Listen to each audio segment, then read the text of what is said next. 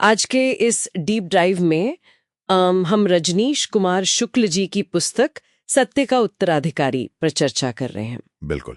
और ये किताब छांदोग्य उपनिषद की उस प्रसिद्ध कथा पर आधारित है जिसने हजारों साल पहले ही जन्म और वंश के विचारों को एकदम बदल कर रख दिया था। हाँ, हमारा मुख्य उद्देश्य यही समझना है कि कैसे प्राचीन भारतीय दर्शन ने जन्म के बजाय सत्य को ही असली पहचान माना। तो चलिए इसे थोड़ा विस्तार से समझते हैं।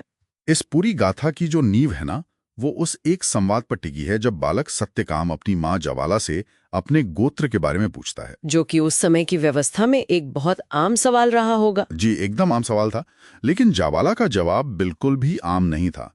उन्होंने कोई मनगढ़ंत कहानी नहीं सुनाई, बल्कि एकदम नग्न सत्य सामने रख दिया। मतलब उन्होंने कुछ भी छिपाया नहीं? बिल्कुल नहीं। उन्होंने बताया कि युवावस्था में उन्होंने कई जगह परिचारिका का काम किया, जीवन में बहुत भटकी, इसलिए उन्हें खुद नहीं पता कि सत्यकाम का गोत्र असल में है क्या। मैं यही सोच रही थी कि उस दौर का समाज बिना गोत्र के किसी को इतनी आसानी से स्वीकार नहीं करता था। सही कहा।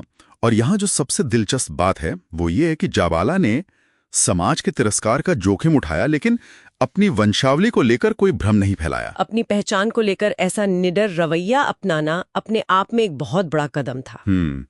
और यहाँ पर बात सच में बहुत रोचक हो जाती है, क्योंकि सत्यकाम इसी सच को लेकर सीधा महर्षि गौतम के गुरुकुल पहुंच जाता है। और वहां जाके वो रुकता नहीं है। हाँ, जब भरी सभा के सामने उससे उसका गोत्र पूछा जाता है तो वो बिना डरे अपनी माँ के वही शब्द दोहरा देता है। और जैसा कि हम सोच सकते हैं, वहां बैठे कट्टर परंपरावादियों ने इस बात का खूब उपहास किया। उन लोगों के लिए तो जन्म की शुद्धता ही सब कुछ थी। एकदम। लेकिन महर्षि गौतम ने उन सामाजिक बेड़ियों को पूरी तरह से तोड़ दिया। उन्होंने ऐतिहासिक निर्णय लिया। उन्होंने बनी बनाई परंपरा के बजाय सत्य का मार्ग चुना। जी, उन्होंने पूरी सभा से कहा कि बिना डरे अपने जीवन का इतना कड़वा सत्य दुनिया के सामने रखने का साहस कोई साधारण व्यक्ति कर ही नहीं सकता। यानी जन्म का संयोग नहीं बल्कि आचरण महत्वपूर्ण है। बिल्कुल। उन्होंने स्पष्ट किया कि यही निर्भय होकर सत्य बोलने का आचरण ही असली ब्राह्मणत्व है।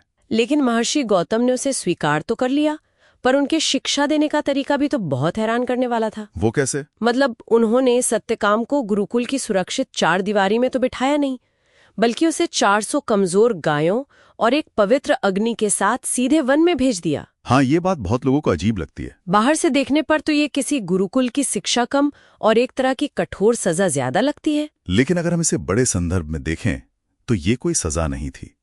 महर्षि गौतम जानते थे कि बंद कमरों में सत्य को सिर्फ पढ़ा जा सकता है, जिया नहीं जा सकता। सटीक बात कही आपने।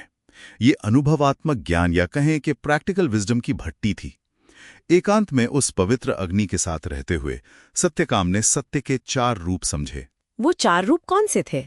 कर्म की शुद्धता, वाणी की शुद्धता, चेतना की शुद्धता और त्याग की शुद्धता। और अगर हम उन 400 कमजोर गायों की बात करें तो मुझे लगता है उनके पीछे भी एक गहरा दर्शन था। बिल्कुल था। उन गायों की देखभाल करना, उन्हें चराना और जंगली जानवरों से बचाना महज कोई रोजमर्रा का काम नहीं था। जब वो दिन रात उन्मुख पशुओं की रक्षा कर रहा था तो असल में वो संयम और करुणा का निरंतर अभ्यास कर रहा था। एकदम सही विश्लेषण है। जब सत्यकाम ने उन कमजोर और बीमार गायों की निस्वार्थ सेवा की तो उसमें गहराई से महसूस किया कि जीवन सिर्फ अपने लिए जीना नहीं है, दूसरों के दर्द को समझना भी है। जी, उन मूक पशुओं के दर्द को समझना और प्रकृति के विशाल चक्र के साथ तालमेल बिठाना ही असली अहिंसा है। प्रकृति पर अधिकार जताने के बजाय उसके साथ सह अस्तित्व की भावना। बिल्कुल। पवित्र अग्नि ने उसे सिखाया कि जैसे आग हर अशुद्धि को जलाकर राख कर देती है, वैसे ही सत्य की आंच में जीवन के सारे भ्रम मिट जाते हैं। तो इस सब का आखिर क्या अर्थ है? आज के समय में जहां हर तरफ बस अपनी बाहरी पहचान, कुल या सामाजिक रुतबे का शोर है, सत्यकाम की ये कहानी सीखने की चाह रखने वाले हम सभी श्रोताओं को हमारी बुनियाद पर वापस ले जाती है। ये याद दिलाती है कि किसी भी मनुष्य का वास्तविक मूल्य जन्म से नहीं बल्कि उसके आचरण से तय होता है। 100%। और इस पूरी चर्चा के बाद इससे एक बहुत महत्वपूर्ण सवाल उठता है। वो क्या? अगर सत्यकाम को सत्य और ब्रह्मांड का सबसे गहरा ज्ञान वन की खामोशी, पशुओं की सेवा और पवित्र अग्नि के सानिध्य से मिला, जी, तो क्या आज की हमारी 4 दीवारी वाली आधुनिक शिक्षा प्रणाली हमें प्रकृति के उस स्वाभाविक जुड़ाव और असली ज्ञान से दूर कर रही है? ये सच में एक बहुत बड़ा सवाल है। क्या? कि किताबी ज्ञान की इस अंधी दौड़ में हम जीवन के उस मौन और शाश्वत सत्य को सुनना भूल गए हैं?